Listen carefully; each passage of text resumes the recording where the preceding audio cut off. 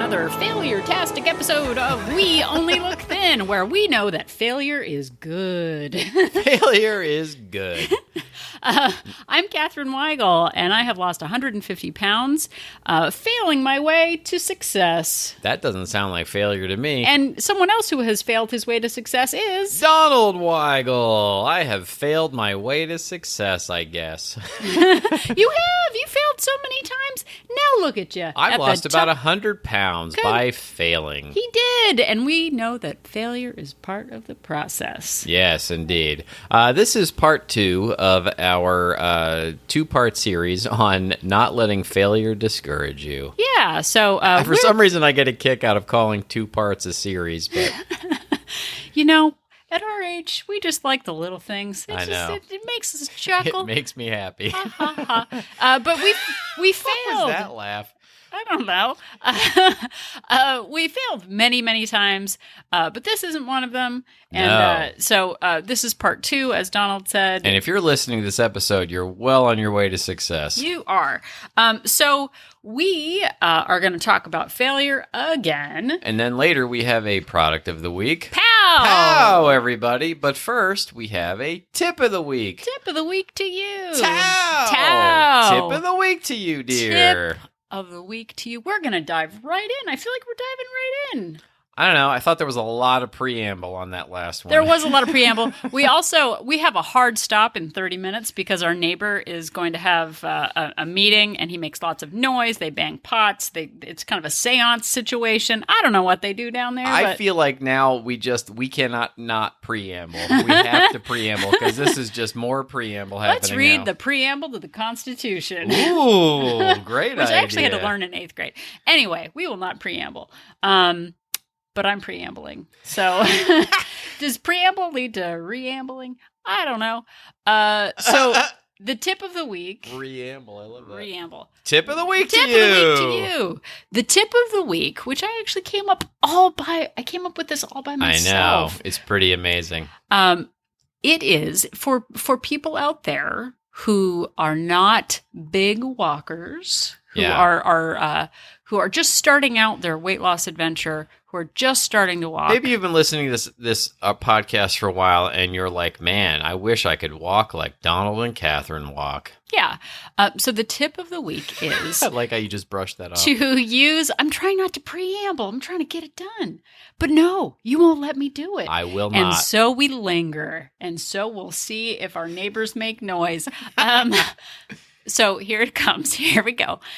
To use the Couch to 5K app to increase your walking. What? Exactly. No one's ever thought of that before. I literally just thought about it. So first tell them what the Couch to 5K app is. So the Couch to 5K app, there are a few different ones out there. There's free versions, is a way to get yourself up to running for 30 minutes straight. It's not necessarily a 5K, but to get yourself up from jogging to, for like 10 seconds, which is where I started, to jogging for a half hour. And the way they do that is interval training. So you start out by walking for 5 minutes, and then you jog for, I think it's like 30 to 60 seconds, and then you walk for 2 minutes, and then you jog for 30 seconds, and then you walk for 2 minutes. And you build up your stamina week by week up to being able to jog for 30 minutes. And it took me 6 months to do that program, which I think you're supposed to finish it in 6 weeks. Yeah, it's like 5 or 6 weeks. But it took my time.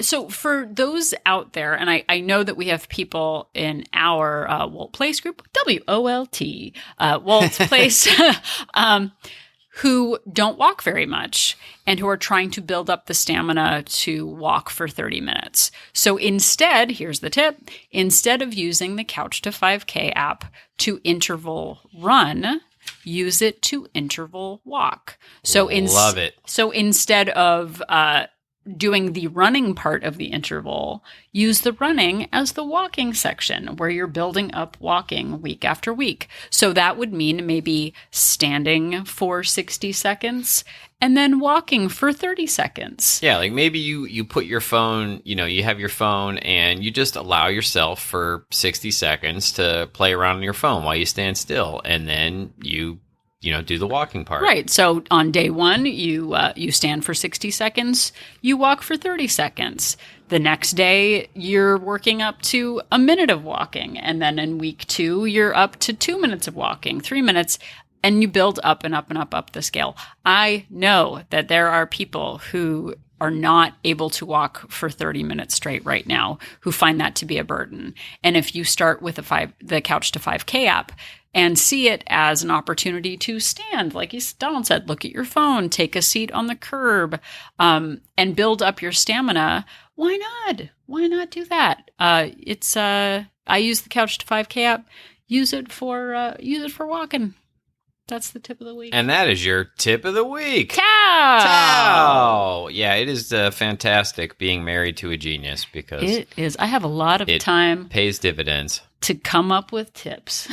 That's all I got, our tips of the week. So now we're going to dive into failure. Yeah, we had talked about with each other about doing an episode about not allowing failure to discourage people. And a lot of times in weight loss, we will let one bad day or one bad meal or a skipping our exercise for a couple of days in a row just to completely derail our progress. And I think that was the sort of seed of this idea. And I went online looking for some, tips on not allowing failure to discourage you. And I found this really great article on Lifehack by a gentleman named Ryan Clements. And he had 12 tips for what to do when failure discourages you. And his article doesn't have anything to do with weight loss, but we've taken our own ideas and added to it.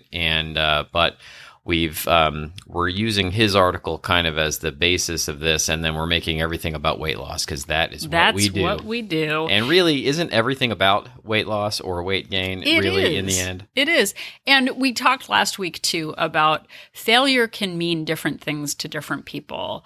And looking at the long-term view, looking at the big picture is much more important than looking at a particular data point. Failure can be not living up to your expectation. It can be overindulging even though you shouldn't, and then it negatively affects the scale. Or failure can also be doing everything right and still not seeing the result that you expect. So it comes in many different ways, and there's lots of different ways to look at it. Hopefully you listened to the last episode. So we brought up 5 or 6 good ways, good things to do when failure discourages you in the last episode. And so if you haven't listened to that one, go back and listen to it first maybe, or check this one out first. Do it in reverse order. Yeah, so remember, failure is feedback. And so the next part of the feedback we're going to give you, the next big talking point is failure can come from comparing yourself to others. Don't do it. Yeah. I mean, there's an old expression that comparison is the thief of joy. And you don't know what other people's lives are really like. And you don't know where they started, where they're coming from. And when I know I've done it, and I still do it, I look at other people and I think, oh man, like I'll never get to the place where they are. We have been doing, really mostly Catherine has been doing these Blogilates routines. This woman named Cassie Ho has a YouTube channel called Blogilates, a website. And in a recent workout routine, she was talking about how her business has been growing in such unexpected ways that her and her new husband have not had time to go on their honeymoon yet. Boo-hoo. Oh, no, I haven't gone to Bali yet. I haven't gone to Bali because my business is too good right now. And, and I thought to myself, must be nice. Must be nice. And but, we can't really compare ourselves to her. She started a long time ago. She's doing a different thing than we're doing. And she puts in the effort. She puts in the effort. Must be nice. And she actually started a clothing line and a workout equipment line, and we have not done any of those things. And so comparing ourselves to her is really just folly. And in the same way, comparing yourself to others is when you're looking at somebody who weighs 125 pounds, you don't know what their life is really like. You don't know how they got there. And, maybe 5 years ago, they were in the same spot that you're in now, and that you can be in their spot in 5 years if you just start putting in the work now. Well, in episode 74 of We Only Look Thin. I've heard of that show. It's fantastic. That episode is called Must Be Nice-itis. It's all about comparison. So if you want a deep dive on comparison, you can go there. But there are two types of comparison. I've decided that there are two. I'm not going to talk about any others. If there's a third type of comparison, don't tell us. Don't tell us about it. We don't want to know. No. As we discussed last episode, we don't like feedback. We don't like feedback. No, that's really a lie. That's the opposite of what we said. I don't like feedback. There are two types of comparison. The type of comparison that sucks. Experts say there's two types of comparison. Yes. The first is the type of comparison that destroys your will to live and makes you want to stop trying at doing anything. Yeah, for sure. And then there's the type that kind of spurs you on. And it's like, oh, hey, you know what? If they can do that, if Catherine and Donald Weigel, two self-proclaimed couch potatoes. Oh, my goodness. Couch pierogies. I mean, seriously, I was the worst. Yeah. Yeah. Wait, that was kind of however lost on your weight loss journey you think you are. I said journey. Wow. Yeah. However lost you are in your weight loss adventure that you think you are, I was way more lost than you. I just did not care. I wasn't doing anything, and then diabetes said hello. Hello. It's really funny. You call it an adventure, and I call it a journey. So a lot of people do like the journey venture. Yeah. And since we started Wolt Place, WOLT Place, I've started using journey. I'm like, Donald isn't here, so we don't have to say adventure. Yeah, Wolt Place is for women only, I don't really participate. No, he's there as an admin just in case, but it was kind of liberating. I was like, I can just call it a journey. Yeah, you can do whatever you want without me around. We don't have to talk about pickles anymore. Donna isn't here. Oh, what? No, people still. We should always talk about pickles. Come to Wolt Place. We talk about pickles. They're delicious and calorie free. That's your tip of the week. That's your second tip of the week. Pickles are delicious and calorie free. Is that a product? I don't know. If you know what it is, let us know. So let's get back to comparing ourselves to others. So go and listen to Must Be Nice-itis if you want a deeper dive on that. But we often think of ourselves as failures if we are not doing what other people are doing, and asking yourself the question, are they hurting my motivation or are they helping it? There are people who used to inspire me who now just make me feel self-conscious or nervous about my own abilities. Like in actual life. I have had to unfollow people on Instagram. I have had to unfollow podcasts. I have had to unfollow Facebook accounts where I feel like comparison is destroying my will to live, which is the first type of comparison. I have started following people who inspire me, who I feel like are a couple of steps above me. I'm like, hey, you know what? With some effort, I could do that. Like the Blogilates YouTube videos that I'm doing. It's relatable. It's fun. I don't feel like my soul is being sucked out. So it's a great comparison.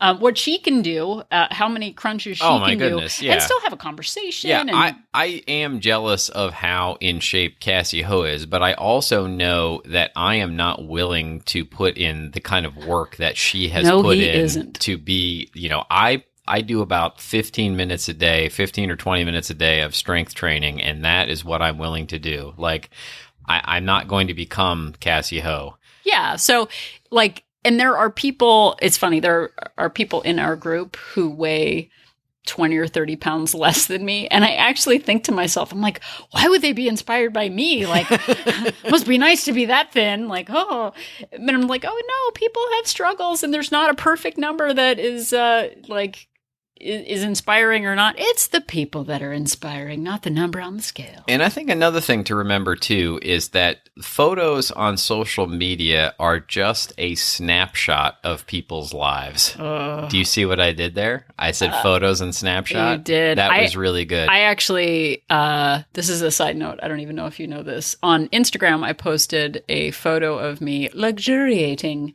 beachside at our tropical vacation. Yeah. And it was like one of those classic shots, like the perfect, like tan skin. There's actually a thing of like, are these two hot dogs or are these legs? Yeah.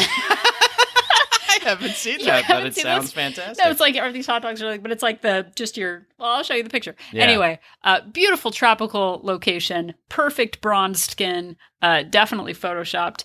But I was like, I'm doing it. I'm living the dream. Like, this is what people look like. Yeah. In reality, and if you go back and listen to our episode on, I don't even know what it was about, Funhouse Mirrors, I think it was. Like, I have loose skin and I have cellulite.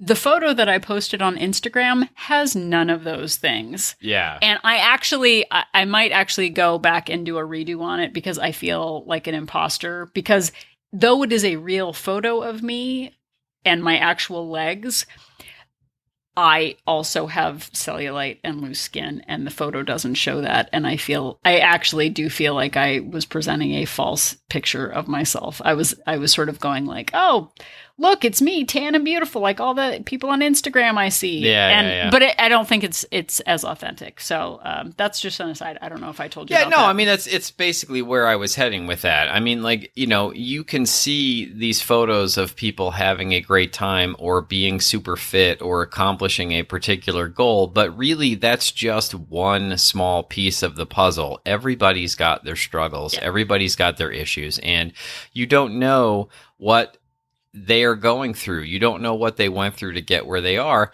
And chances are that they are struggling with something in their lives too. And I think that can be comforting, like realizing that everybody is going through difficult things. Everybody has to do the work to get where they are, at least in some aspect of their lives. Well, and you know what?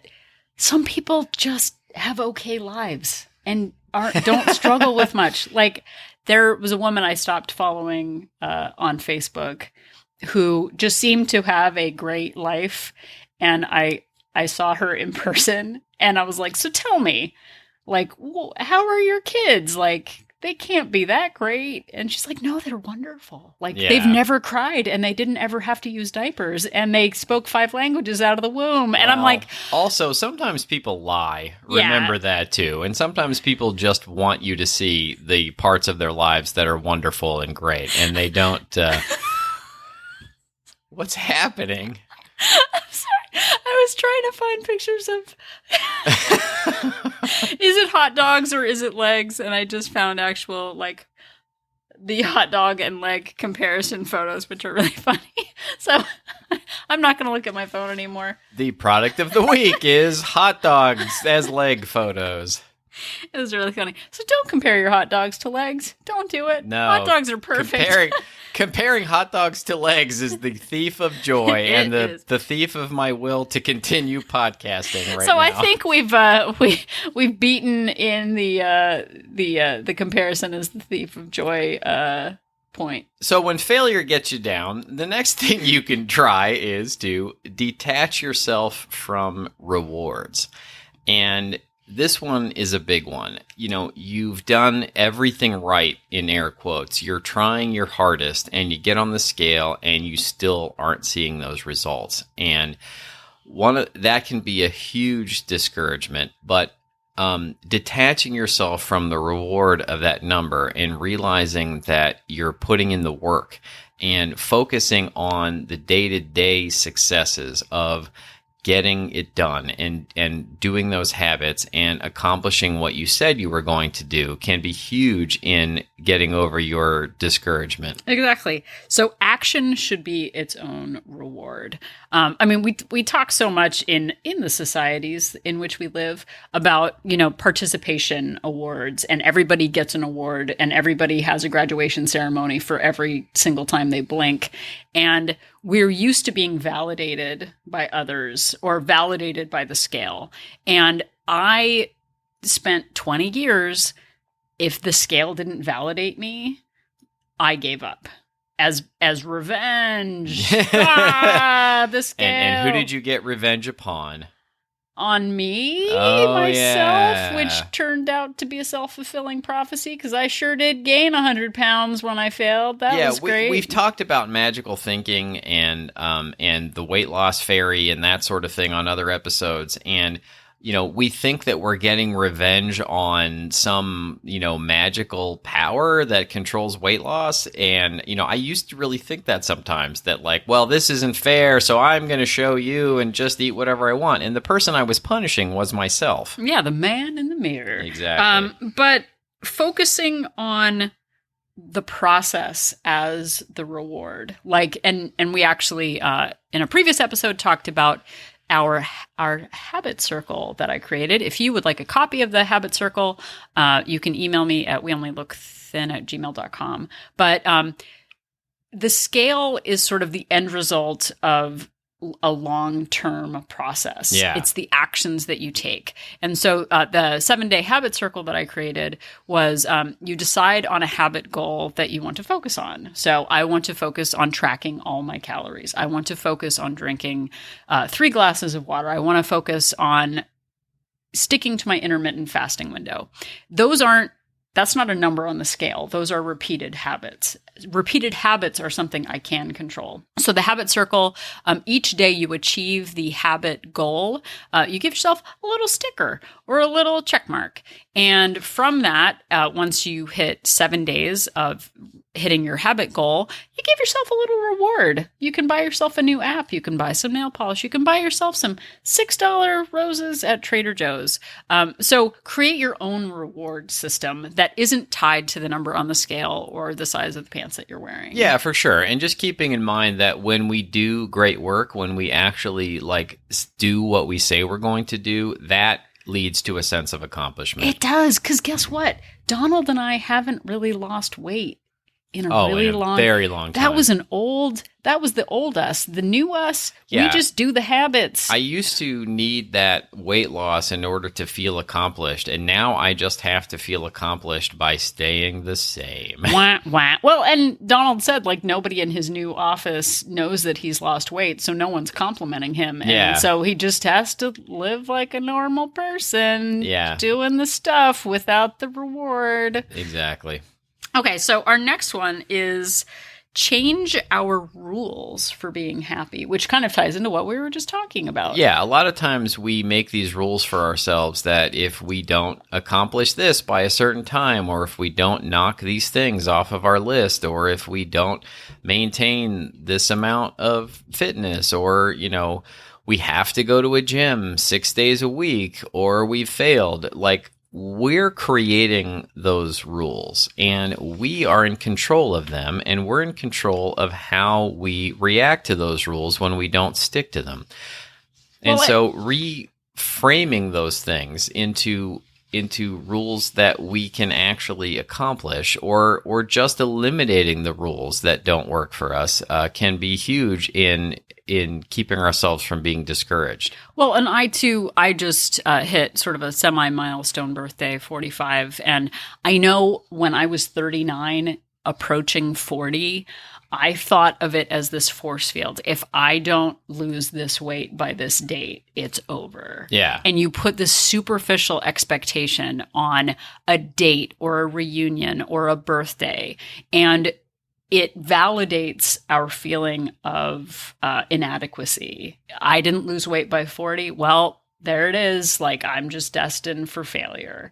And turns out there was more failure to come before I much more failure. Turned the beat around. But instead of focusing on sort of this number as your happiness, what does, and we ask this again, what does happiness mean to you? Yeah. Happiness means doing what I say I'm going to do, living in a way that matches my values, treating my body well, not having heartburn after an overindulgent meal, getting out and doing walks. These are just part of my life now. I don't lose weight anymore. Within a couple pound range, that number doesn't matter as much. It's my habits. It's my outlook. It's my ability to help others in this journey that is making me happy.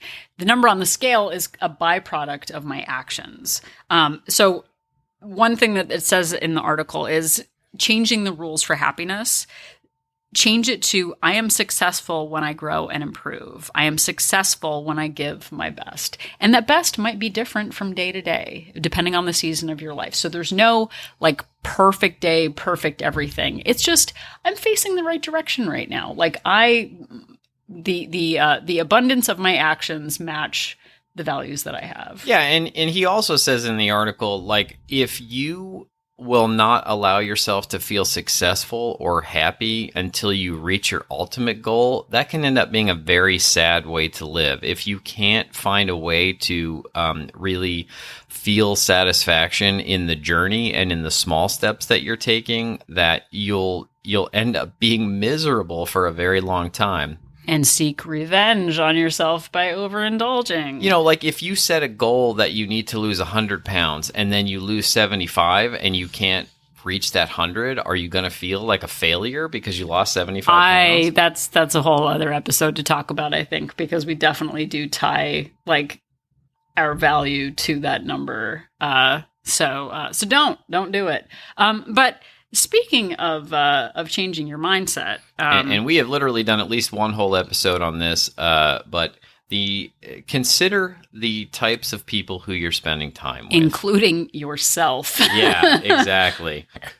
It can be very difficult in discouragement if you're constantly around people who are putting you down, who are minimalizing your accomplishments, who are not recognizing the small steps that you've taken. It can really be discouraging. And you've got to think about maybe changing that. And it can be very difficult with family and close friends, but it's important to really examine it and think about whether those people are actually helping you in your life or hurting. Well, and I saw something the other day, and I have talked a lot about, you become like the 5 people that you spend the most time with.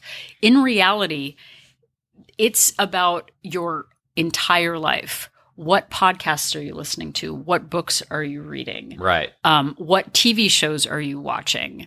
What kind of content are you bringing your way? Are you like listening to sad Morrissey music all day long and crying in the dark? Yeah. Or are you listening to upbeat music that's all about empowerment and getting things going? Like your entire life, what you surround yourself with, what food you surround yourself with, it all matters. And there are some things that we cannot control and others that we can. So focusing on what we can control. Are you hanging out every single night with people who are not interested in their health, who go to, Applebee's for their Awesome Blossom double free, kids eat free Wednesday meals? Like if you're surrounding yourself with that, you're going to become like that. And it's hard. And maybe we'll talk about the Yanni Friedhoff book at some point in more depth, but it's like your resilience and your willpower only last so long. The easier you make it to be around people who are positive, who have a good outlook, the better it is for you. Well, and I know Catherine just basically said it, but she knew she needed some outside voices in her head, and going out and finding a podcast like this one, like this very one, it really changed both of our lives eventually. She got all of these great ideas, just hearing, I had never heard anybody say there is no finish line with weight loss, just hearing that. And it was like the clouds opened up and the light shone down on me. And I was like, oh my goodness, like, it's not a finite thing. I have to do this for the rest of my life, and I have to figure out a way to do it for the rest of my life. Was just amazing. And it was the first step in this giant journey that has led to me maintaining 100-pound weight loss. Exactly. And I have a growth mindset now, and I seek out people who are inspiring me. I seek out books. I seek out podcasts of people who are trying to improve themselves. The Screw My Life Club is not what I want to be a part of anymore. Like, not that we still struggle. We struggle. Oh my goodness, yes. But for the most part, I think we focus on a growth mindset, and that is huge. And I didn't think it was possible until I started surrounding myself with people who helped me know that it was possible. Another suggestion from the article is to get outside, move, and breathe. And I know that there are definitely like, you cannot fix depression or extreme sadness just by getting outside, but sometimes just doing something is how I'm choosing to read this. Like just accomplishing some small goal. It can be taking a 5-minute walk outside. It could be deciding to prep one meal a week. Just giving yourself one win under your belt. And sometimes getting outside and getting a little bit of fresh air can actually help improve your mood. Well, and we've talked about it before on the step episode, getting in more steps, but I have colleagues who would take cigarette breaks. And I know so many people who do not smoke, who sit at their desk and never get up and never take just a minute to walk outside, take a deep breath, look around. Yeah. It's so important to just remove yourself from your work stress or your family stress, even for just a couple of minutes, like down the street from our house, maybe. It's probably only 200 steps, 300, like literally steps to a little library, which is like this little roadside little take a book, leave a book little thing. And sometimes just walking there, seeing the breeze, you don't see the breeze. See the breeze. See the breeze. Catherine's lost so much weight that she's developed the ability to see the breeze. But, looking at the changing landscape from season to season, seeing what flowers are in bloom, saying hello to a neighbor walking a dog, 5 minutes. If you just step away, take a non-smoking break, get some fresh air, see that there's a bigger world outside of your immediate issues. It really helps. It really does. Another thing to do, and this ties back into some earlier things that we were saying, is talk to a mentor. Like if you've got somebody in your life who you really trust, who has guided you well before, talking to that person can be a huge deal. And I think in our case, our mentors were other podcasts, at least at this point in our life. Catherine found Half Size Me, Heather Robertson, and there's been other people who have mentored us from afar in other ways, like Brooke Castillo and Gretchen Rubin, and really trying to seek advice from outside sources can be huge in getting over discouragement. Well, and two, Donald and I talked about this earlier. I want to seem well informed. I want to feel like I have all the answers. I don't want to look foolish in front of other people. And it's really hard for me to step back and say, I don't have an answer. I'm vulnerable. Does someone else have experience?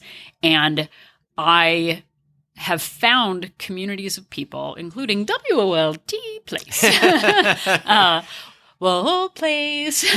The place to be vulnerable. I like it. WOLT. I know, we should have a jingle. Yeah, we should. But that's really where we should put our resources right now. Is 100%. We're missing badges and a jingle. A jingle and a badge. Yeah. But finding people who you feel connected with, someone who can give you honest feedback, because sometimes we talked about this, sometimes we don't want honest feedback. Yeah. Sometimes we want, it's not fair. Yeah, boy, they suck. And sometimes it's just being in a place where we can say, you know what, this is what I'm struggling with. Do you have any ideas? It is amazing to me how much I don't know and how much reaching out to a group of people. It's amazing to me how much you don't know also. You're so stuck in your own viewpoint that you don't really think like, oh my gosh, it never occurred to me to, buy bagged lettuce. Like, that's a revelation. Yeah, for sure. Chalene Johnson, who is another podcaster, The Chalene Show, she talked about seeing things through a different prism in terms of going to an eye exam and when you go get an eye exam, you look through different lenses, and which is better, option A, option B, and then it moves on from there. And being able to step outside your own perspective and talk to someone with experience in the particular area that could maybe help give you some perspective or a different angle. I actually, my mom was really great with that. I presented a problem, and I was angry about something, and my mom was like, what if you use it to your advantage and do X? And I was like, it never would have occurred to me. Yeah. And I want to seem like I have all of the answers, but going to a podcast, a trusted family member, a friend, an online support group like WOLT. Yeah. And thankfully we live in a time where, I hate asking for help because it feels like I'm admitting that I have, that I don't have the ability to do something, and I'm able to use the internet as a resource. I was going to say, Google. Yeah. You can Google anything. Yeah. Anything. Chances are, I tell people this when they have computer problems all the time. Chances are that if you don't know how to solve something, that somebody else online has had the same problem and has asked the same question, and some expert has answered that question and will give you the solution that you want.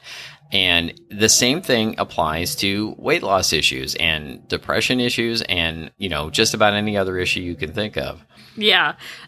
So use your resources, be vulnerable, be vulnerable with the right people, because not everyone is going to approach you with an open heart and without judgment.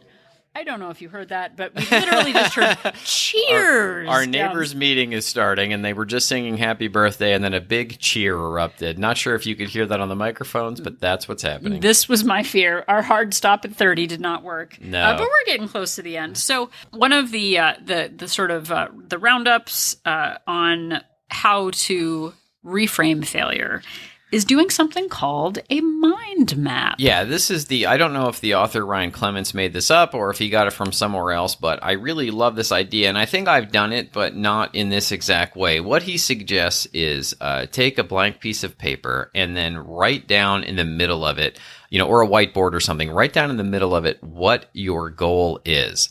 And then really map out below, around it, ways in which you can achieve that goal. Map out the habits that it's going to take to do that. And I think this could be a super useful exercise in realizing, if I want to become a fitness instructor, I'm going to have to do, this many hours of fitness myself, and I'm going to have to learn all these things. And it could just be a learning experience in I don't actually want to do all of that. And so it's not going to happen. Maybe I don't want to put in the work that it's going to take to lose 100 pounds. Or the money. Or maybe I'm going to just have to be happy with getting myself, a little more in better shape, getting myself in a little bit better shape, getting myself to a little bit better point. Maybe I'm going to be just happy enough with that. Or maybe I can realize by looking at this that I'm not putting in the work that I think I am. Well, and further, coming up with an actual plan, coming up with these would be the 5 steps I would need to become a fitness instructor. Right. I would need to get accredited, which would require me to pay a $200 fee to go to a class, which would require me to take 20 hours of whatever. Actually just mapping it out and asking yourself, am I willing to do this work? Yeah. And like Donald said, if not, what am I willing to do? Okay, well, you know what? Right now, getting accredited is not my goal. But taking classes from someone who is accredited might be my goal, because then I can learn and see what their, what their viewpoints are, or what what they bring to the table. So it takes away the mystery. Going back to that point of generalizing your failure. I'll never get this right. It's too much. I'll never learn. I just keep following my old patterns.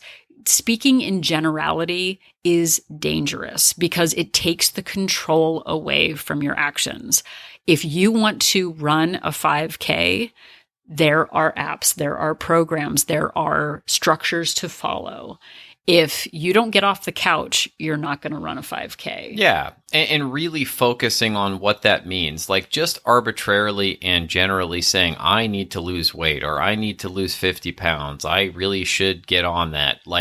that doesn't actually get you anywhere. Like what gets you anywhere is building a roadmap. Or I think, Catherine, I may be stealing this idea from you. You talked about like Maslow's hierarchy of needs, and yeah, which we might actually talk about in a whole episode. Figuring out the baseline, like, okay, this is where I need to start, and then I need to step a little higher, and then a little higher, and a little higher until I eventually can hit my goal. And realizing, like, really writing it down and realizing where you are and viewing the work that you have to do, I think can be really huge in actually figuring out how to get there and actually making it happen, making it a reality. Yeah. And failure is subjective. Failure is based on a single point in time.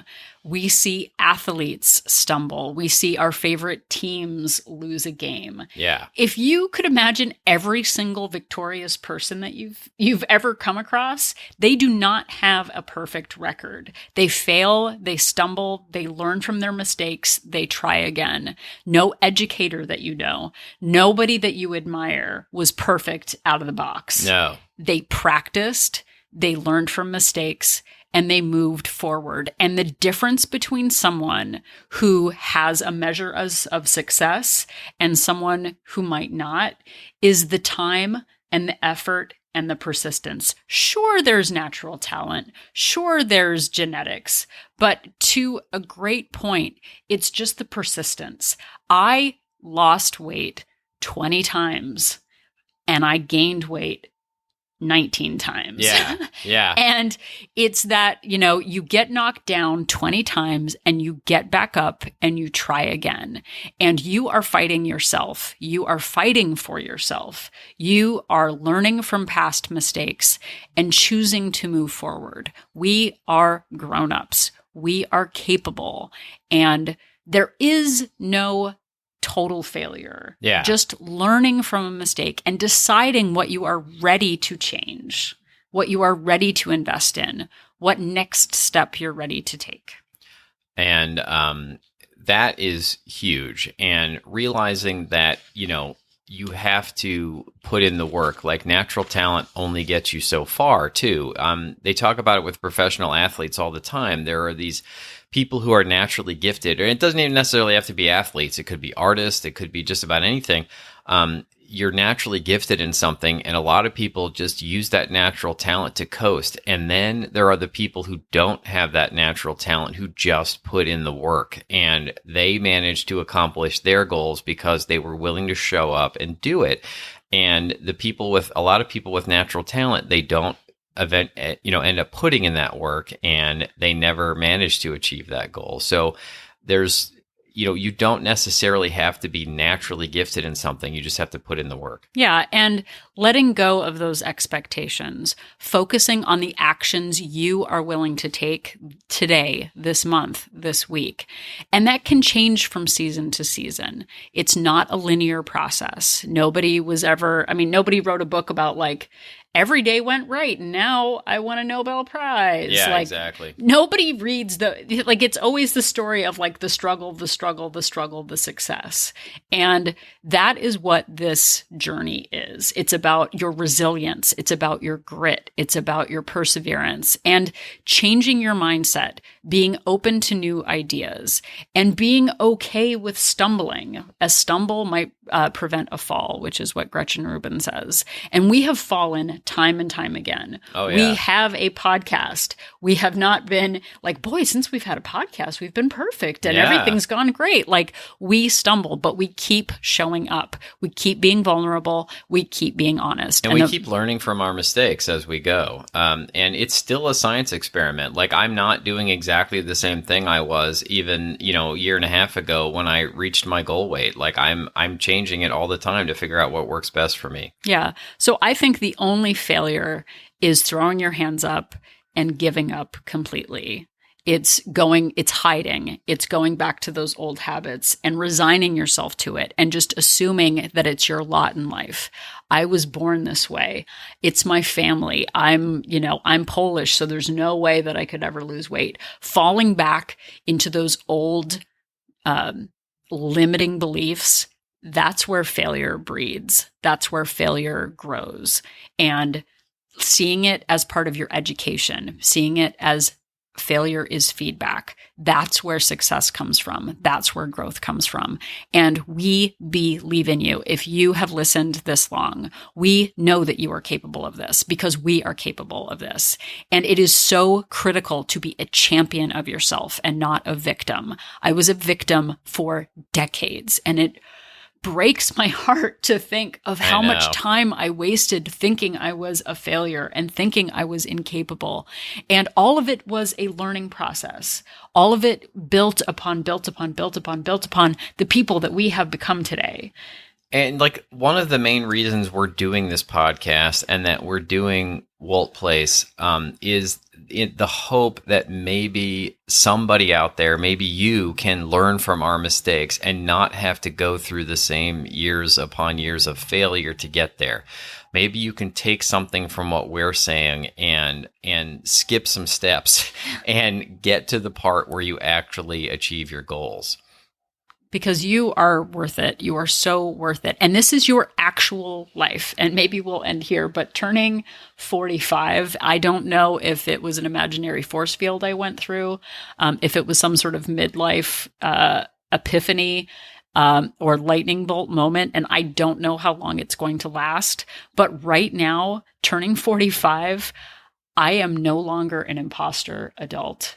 I am an actual adult. I don't know why. I don't know if it's because I'm closer to 50 than I am 30. Yeah. But it seems very real at this point. Like, I am an actual grown-up. Like, this is my actual life. This is my actual husband, my actual daughter, my actual everything. And seeing it not as an imposter, not as a, well, you know what, I'll stand up for myself when I'm 50. It's like, it's not this mirage in front of me of, oh, look at me, #adulting. Like, I am an adult. Yeah, like I've stopped waiting for my real life to begin. Like, this is it. It began like the day I was born. Like, there's not some, like, this isn't some practice life and then eventually the real one is going to start. Like, this is it. Yeah. And I don't know how long this epiphany will last. In a week from now, I might be like, #adulting. But right now, like, I am really working on living my better life, making the better choice, really deciding what is habit versus what is actually what I want for myself. And what we want for you is to let go of those old limiting beliefs, believing that you are capable of this and believing that there is a better road ahead. I do not want to live in a world where I reminisce about the good old days. Like, I want the good days to be in front of me. For sure. I want promise and prosperity. I want that for myself, and I want that for you. So if you have listened this long, thank you so much. We believe in you. We really do. Yeah. So now it feels weird to talk about a product of the week after like doing a We Are the Champions Queen montage. Now that's what we do. That's what we do. So now we're going to bring you back down to... It's time for a product of the week. Pow! Pow, everybody. This really does feel like doofy after feeling like I could just go and knock down walls. But here we go. I, for one, could use some lightening up after all of that inspirational talk. Well, good. Yeah, it takes us back to reality. Product of the week is hot dogs as leg photos. No, I'm trying to find... It's not hot dogs as leg photos. It's not. So, the product of the week this week, it ties back to my feet because we're on the feet-episodes. Every product now is about feet. Foot Suddenly care. she cares about feet. Yeah. She didn't care about feet before. Now we've talked about feet around the world. I know. So, the product of the week is a foot roller. Oh, what the heck is that? So, must be nice. I have lost 150 pounds, and that must be nice. It must be nice. I've only lost 100. My podiatrist says I have bony feet. Must be nice. I mean, can you ever have imagined that was going to be an issue in your life? No. Like, when I met you 25 years ago, like, did it ever occur to you that your feet being too bony was going to become a problem? I wish it would. Well, anyway, I can't control what my feet do, but I can support their comfort. And last week we talked about my OOFOS, undate-getting footwear that are very supportive. But Yeah. I have started getting really bad foot cramps in the night, which is really terrible. I've tried potassium. I've tried calcium, magnesium. Welcome to middle age. Welcome to middle age. And being thin doesn't cure all the problems. No. But I was getting really bad foot cramps, and I got on Amazon, we'll include a link to it, a toe breathy foot roller massage ball. It's good for plantar fasciitis. It's deep tissue acupuncture, all that jazz. So we'll include a link to it, but it looks like a little dog toy, sort of, with little nubs on it. And People come in and they see it and they're like, "Oh, where's your pooch?" Yeah. No, they don't say that. But it's just a little roller that you can use while you're sitting at your desk or watching television. I'm actually using it right now. Right now, you can do it while you do your own podcast. But it's only like $13, $10, something like that. But I use it as a way to stretch out my foot muscles. Since I have been using it, I have not been getting it's virtually eliminated your foot cramps. Foot cramps. When I stop using it, I get the foot cramps again. So it has really helped me, and I recommend it to all and everyone. I actually took it on a trip to go visit my mother, and TSA pulled it aside and were very suspicious. So maybe don't travel with it. I don't know. I got through, but it looks like a dog chew toy. It is very beneficial to my feet, and my feet are important, which I've already told you about. And that is my product of the week. Everybody. Product of the week. Product of the week. And if you have enjoyed listening to this, and you've said to yourself, we'd like to do something for Don and Catherine, one thing you can do is go to Apple Podcasts and leave us a 5-star rating and a review, because that really helps us out. Like, whatever the algorithm is that helps people find our show, the more of those we get, the better.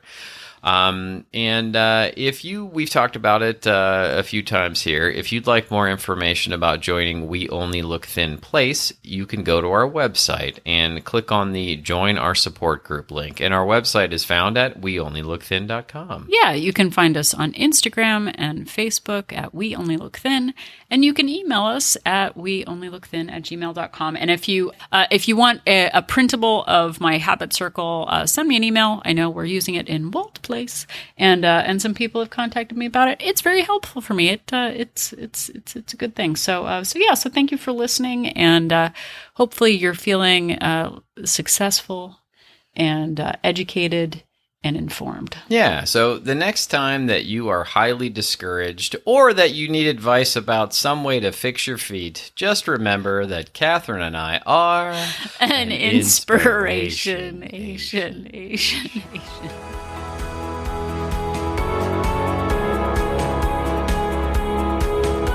The information that you hear on this podcast is for informational purposes only.